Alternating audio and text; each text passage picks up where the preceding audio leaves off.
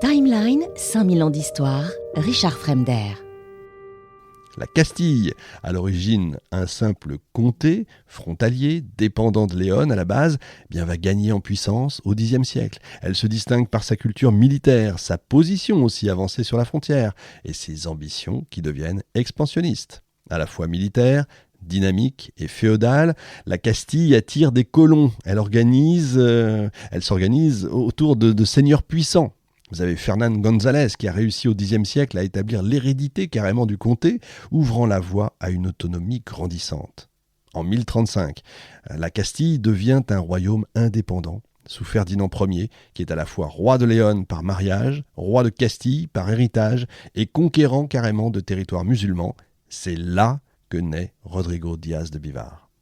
La Navarre, royaume basque à l'est, qui connaît un apogée sous Sanche III le Grand qui unifie temporairement une large partie du nord chrétien, la Castille, l'Aragon et le Léon, mais à sa mort en 1035, ces territoires sont divisés entre ses fils, donnant naissance à un nouvel acteur donc, l'Aragon, d'abord modeste, mais destiné à devenir un acteur majeur au siècle suivant. Et puis vous avez les comtés catalans qui sont tournés vers l'Empire carolingien, qui poursuivent une évolution plus autonome, on va dire. Toujours la Catalogne, toujours un peu à part. Le comte de Barcelone qui agit de manière quasi, lui, indépendante vis-à-vis du roi de France dès la fin du Xe siècle. L'unité catalane reste embryonnaire à l'époque du Cid. Donc ces royaumes sont marqués par une sorte, je dirais, de féodalité inachevée. Les grands seigneurs détiennent de larges domaines, ils disposent de leurs propres armées, peuvent s'opposer au pouvoir royal. La fidélité vassalique est souvent pragmatique, fondée sur des intérêts mutuels plus que sur une hiérarchie institutionnelle. Le roi, pour gouverner, doit composer avec les nobles, les églises, etc. C'est pas simple. Cette situation politique se révèle être à la fois une force, évidemment, et une faiblesse, facilitant des alliances temporaires avec des étrangers, y compris des chefs musulmans évidemment, et ouvrant la voie à des guerres privées qui vont ponctuer la scène médiévale. Entre ces deux mondes, le nord chrétien et le sud musulman, s'étend une frontière discontinue, instable, souvent même dépeuplée, qu'on appelle la marca, ou la zone frontière. On a la marche en France, qui va donner marquisa plus tard. On a la même chose chez nous, c'est une bande de terre souvent disputée, vous avez des forteresses qui vont s'élever au sommet de collines, les frontières militaires sont sans cesse redéfinies par des conquêtes, des traités, des abandons, etc. Ça n'arrête pas, les villes changent de main absolument régulièrement, parfois par la force, parfois par négociation. Vous avez des zones comme la vallée de l'Èbre, la Meseta castillane ou la vallée du Tage, qui connaissent des cycles de repeuplement, qu'on appelle la repoblación, où on accorde des privilèges à ceux qui acceptent de s'installer. Dans cette zone, les razzias, alors Algara en castillan, Aseifa en arabe, en fait c'est des incursions militaires rapides, les razzias, restent fréquentes aussi bien du nord vers le sud que l'inverse, du sud vers le nord. Ce sont des formes de guerre de faible intensité, plus économiques que religieuses, qui visent à capturer du bétail, des esclaves ou carrément à imposer un rapport de force. Les sièges, eux, sont plus rares. Ils mobilisent des armées entières, ils visent la conquête territoriale, donc c'est pas du tout un style de razzia. Vous avez les pactes et les traités également, qui sont souvent accompagnés de versements de tribus. Tout ça est monnaie courante, c'est le cas de le dire, ils permettent d'éviter la guerre ou de l'acheter carrément. La frontière est aussi un espace de coexistence et de circulation. Vous avez des marchands, des interprètes, des diplomates et même des hommes de guerre qui passent d'un camp à l'autre, des alliances transversales, chrétiens avec musulmans, contre un autre musulman, ou l'inverse. Tout ça est monnaie courante, vous avez compris. Elle fait du Cid un acteur central, parce qu'il maîtrise parfaitement finalement les codes de cet entre-deux. Il est capable de se battre pour un roi chrétien le lundi, de négocier une alliance avec un prince musulman le jeudi, et de diriger sa propre seigneurie à Valence sans rendre de compte à personne.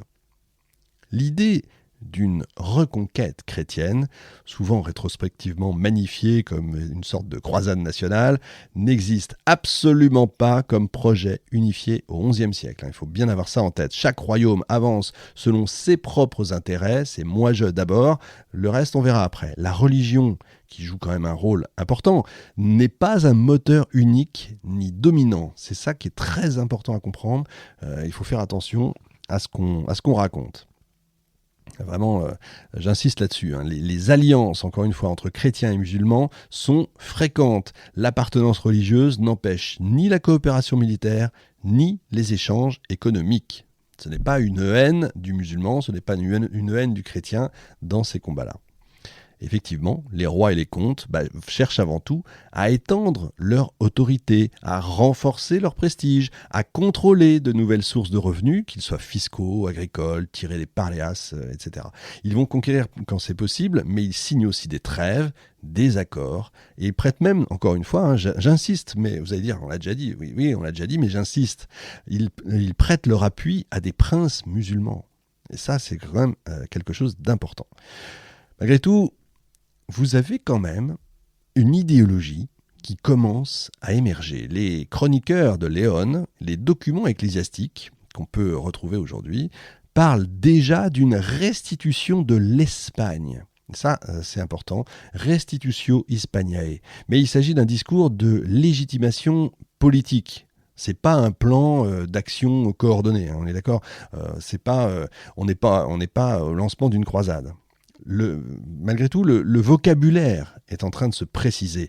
On parle quand même après restitution, de restauration, de libération des terres, et puis peu à peu, de victoire du Christ sur l'islam. Vous voyez comment ça glisse peu à peu. Les rois, les évêques et les poètes commencent, effectivement, à cette époque-là, à écrire l'histoire en termes de continuité nationale et religieuse.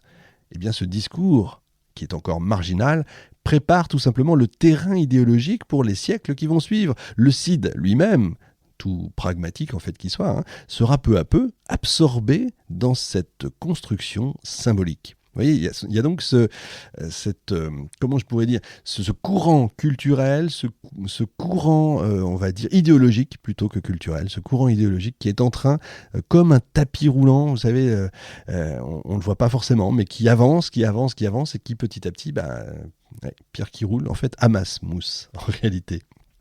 Donc, si la frontière n'est pas une ligne idéologique, c'est plutôt une zone de rapport de force. C'est un réalisme politique qui explique la place que va bientôt occuper le Cid. Le Cid, je le répète, c'est un homme de guerre, fidèle mais ambitieux, capable de servir tantôt le roi de Castille, tantôt un émir de Saragosse, tout ça selon les circonstances. Donc, si je résume, le XIe siècle, l'Espagne n'est pas en guerre de religion permanente, c'est une recomposition politique avec des pouvoirs concurrents, des logiques territoriales, des clientélismes, une instabilité chronique. C'est vraiment dans cet entre-deux, entre guerre et négociation, c'est une sorte de drôle de guerre, si vous voulez.